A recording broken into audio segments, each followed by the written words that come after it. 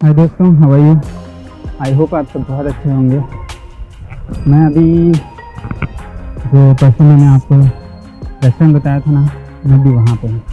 थोड़ा सा उसका व्यू दिखाता हूँ आपको।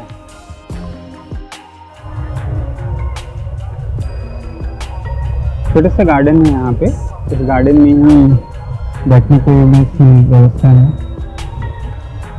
ये एक छोटा सा रेस्टोरेंट है। कभी आपको मन करे तो आ जाइएगा यहाँ पे।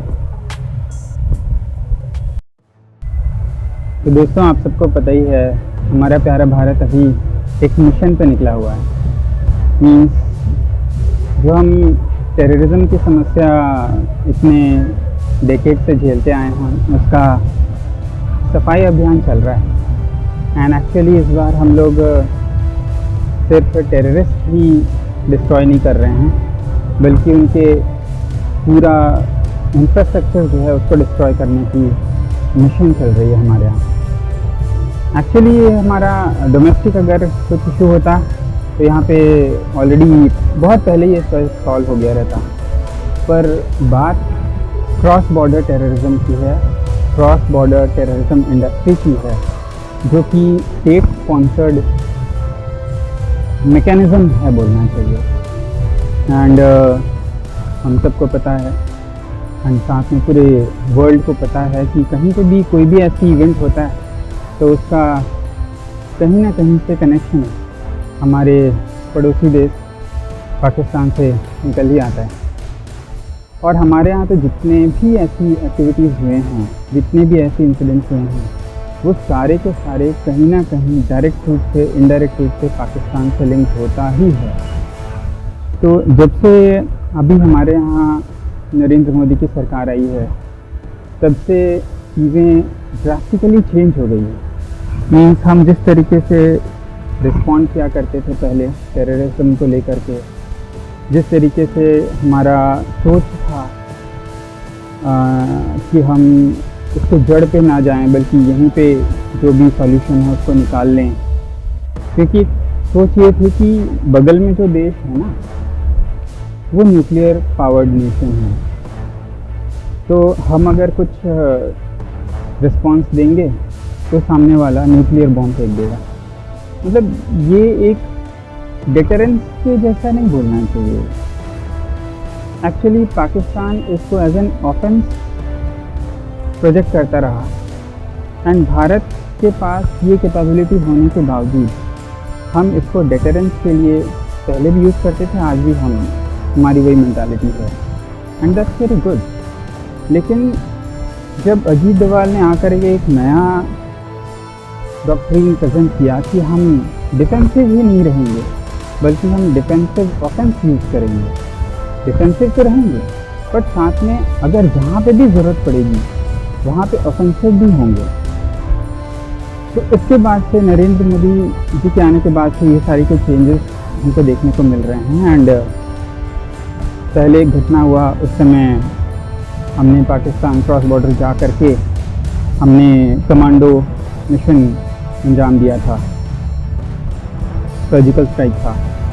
सेकंड उन्होंने किया तो हमने पठानकोट में जो हुआ तो बालाकोट स्ट्राइक सामने आया, जो भारत ने एक्शन लिया था। एंड इस बार जब उन्होंने पहलगाम में किया तो वाकई में रिस्पॉन्स यार मतलब अलग ही लेवल, नेक्स्ट लेवल। मतलब पाकिस्तान तो अपनी ज़िंदगी में नहीं सोच सकता था कि भारत को किस तरीके का एक्शन ले सकता है। यार पाकिस्तान तो पाकिस्तान, दुनिया में मतलब कोई भी ये चीज़ सोच ही नहीं सकता था कि इंडिया कुछ इस तरीके का स्टेप लेगा, या इंडिया कभी भी कुछ इस तरीके का स्टेप ले सकता है। इवन नरेंद्र मोदी जी के आने के बाद दुनिया ये चीज़ सोच नहीं पाई। एंड ठीक है, हमारे देश में सेंटीमेंट रहता था कि जा करके पूरा ख़त्म ही कर दो, लेकिन यार वो लीडरशिप चाहिए थी ना भारत को, वो लीडरशिप थी नहीं। पहली बार भारत को वो लीडरशिप मिला जो कि इतना गट्स रखता है कि केवल पाकिस्तान को ठोकना ही नहीं, ठोकने के साथ साथ पूरे वर्ल्ड को कंप्लीटली मैनेज करते हुए अपने पाले पे रखना, अपने साथ बना के रखना पूरे वर्ल्ड से, और सभी को इस तरीके से कंसेंसस बनाना कि सारे के सारे इंडिया के पर्सपेक्टिव में सोचें एंड सेम पेज में रहें। यार ये नेक्स्ट लेवल की चीज़ें हैं, आप क्या बोलते हैं?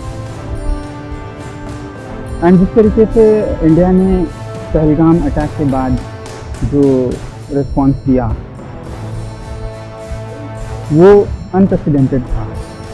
पाकिस्तान को नहीं इसको एक्सेप्ट करते बन रहा था, नहीं रिजेक्ट करते बन रहा था। तो पाकिस्तान तो ऑब्वियसली कुछ ना कुछ करता ही, कुछ ना कुछ तो वो करता ही करता। तो उसने कर दिया, उसने बोला कि हम रिस्पॉन्ड करेंगे।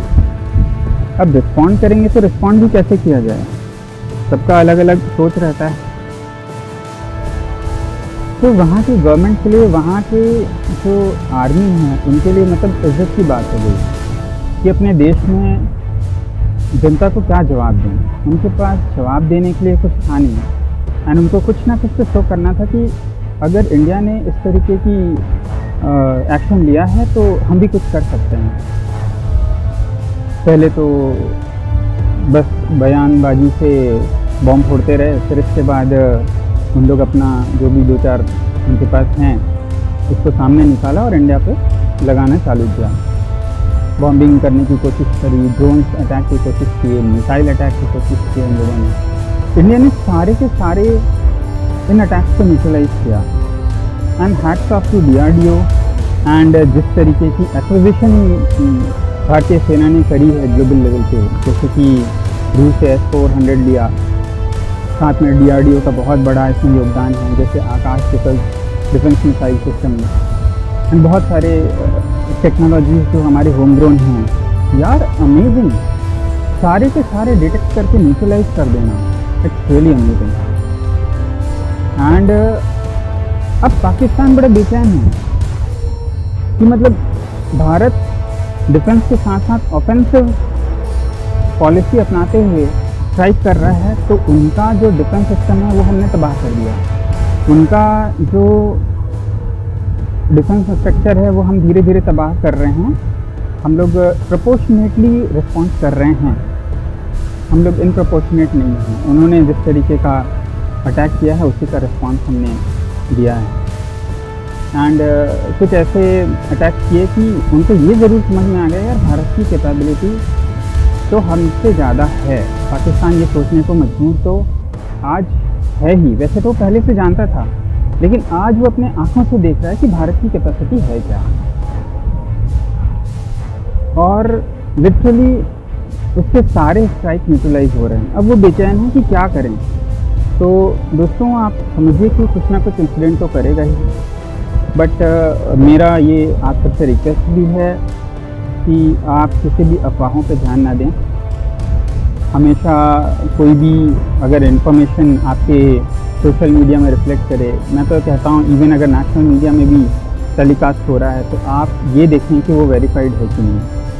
अगर आपको समझ में आ रहा है कि वो वेरीफाई नहीं है तो आप वेरीफाई करने की कोशिश करें। अगर आपको वेरीफाई हो रहा है नहीं हो रहा है, अगर कुछ समझ में नहीं आ रहा है तो मुझे नहीं लगता कि आपको इसमें ध्यान देने की ज़रूरत है, बिकॉज जो भी वेरीफाइड न्यूज़ रहेगी वो गवर्नमेंट के साइड से तो बताया ही जाएगा। जब प्रेस ब्रीफिंग होगी तो चीज़ें सामने आ जाएंगी। बट फिर भी hats off to Indian armed forces जिन्होंने भारत के रक्षा की है, अपने डिफेंस सिस्टम को एक्टिवेट किया है। उन्होंने भारत के बड़े बड़े 15 बड़े शहरों की इतने पाकिस्तान के इतने बड़े अटैक से बचाया है। एंड कंटिन्यूसली ये प्रोसेस अभी चालू है। Hats off to Indian armed forces, I really salute to Indian armed forces. And LOC पे भी जो इंसिडेंट चल रहे हैं, जो फायरिंग चल रही है, इसका भी मुंहतोड़ जवाब दिया जा रहा है। मतलब अमेजिंग। पाकिस्तान अपनी ज़िंदगी में नहीं सोच सकता था कि भारत कभी इस तरीके का रिस्पॉन्स करेगा। एंड भारत सरकार को भी हृदय से शुभकामनाएँ। एंड हम भारत के प्रत्येक नागरिक, भारत एक होते हुए इस मुश्किल घड़ी में हम सब एक हैं और भारत सरकार के साथ और भारतीय सेना के साथ हम डट के खड़े हुए हैं। तो दोस्तों, आपका क्या विचार है, आप भी कमेंट बॉक्स पे हमें ज़रूर बताइएगा। मिलते हैं सर नेक्स्ट वीडियो में, तब तक के लिए जय हिंद।